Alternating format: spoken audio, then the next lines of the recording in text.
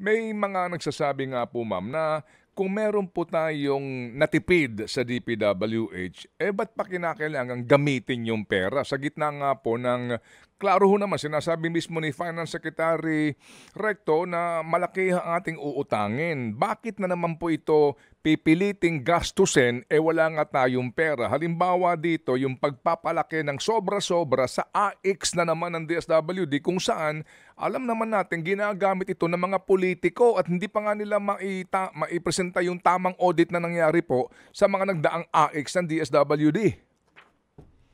May punto po kayo, Ted, sa isang banda, talagang gano'n na dapat tinipid na lang muna yon sa gitna ng mga kakulangan natin sa budget, sa revenues, and then yung ballooning deficit natin, saka yung mga debt burdens natin. Tama ho yun. Pero siguro naging kasi ng BARSI and ng Appropriations Committee as a whole na meron pa talagang mga ilan-ilan ng mga departamento na talagang humihingi pa ng additional. Kasi nung sinubmit nila yung kanilang mga budget, yung proposed agency budget na bago ito naging NEP, ay marami sa kanila talagang binawasan sa NEP level. Meaning, nung re-review na nung DBM, saka ng DBCC, saka ng Cabinet. Ganun, yun po ang alam kong proseso. At in-approve ng Pangulo bago sinubmit sa House of Representatives. So, maraming mga natapyasan dun sa mga additional, dun sa mga initial, original budget proposal nila. Kaya ang ginawa daw po ng BARSI ay inano nila sa mga respective heads of agencies, they considered certain agencies na may malinaw na mga request for additional. So, syempre, pinajustify nila.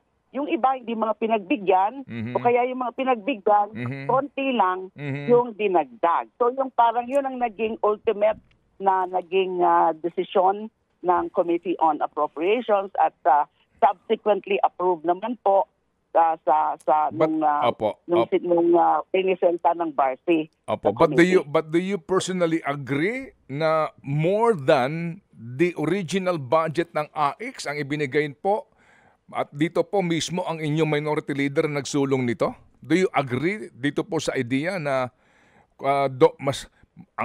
ang original nga po na 27 billion, dinagdagan pa ng 32 billion? Medyo po ako dyan, nag-aalangan po ako dyan. No? I have reservations about that. Kasi nga, isa yan sa mga nagiging problema natin, yung ayuda mentality. Na sa tingin ko po, hindi dahil bias po ako na ako po yung author ng 4Ps Law, sa lahat po nitong mga ganitong mga program, para sa akin, ang maayos, ang best na programa, kahit meron din mga challenges sa implementation, ay yung 4Ps.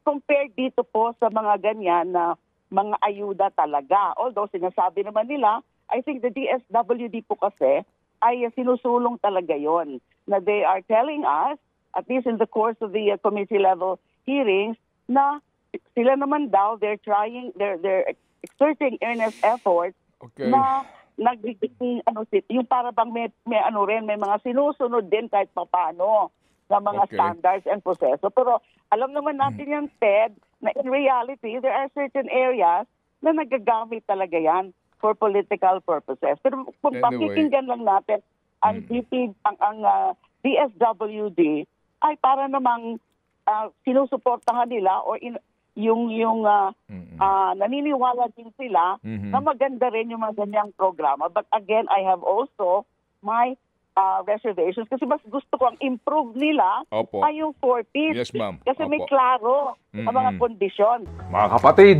brothers and sisters, saan ka pa? Dito na tayo sa totoo. Dito na tayo sa True FM. Mga kapatid, mag-subscribe and follow po kayo sa social media accounts ng True Network PH. Yan po kami. Hanapin nyo lang True Network PH, Facebook, Instagram, YouTube, TikTok, and podcast. Mapa Apple or Spotify man yan, mahahanap nyo kami. Lahat ng mga napapanood at napapakinggan nyo po sa programa, nasa social media accounts namin yan. So, paano mga kapatid? See you sa social media!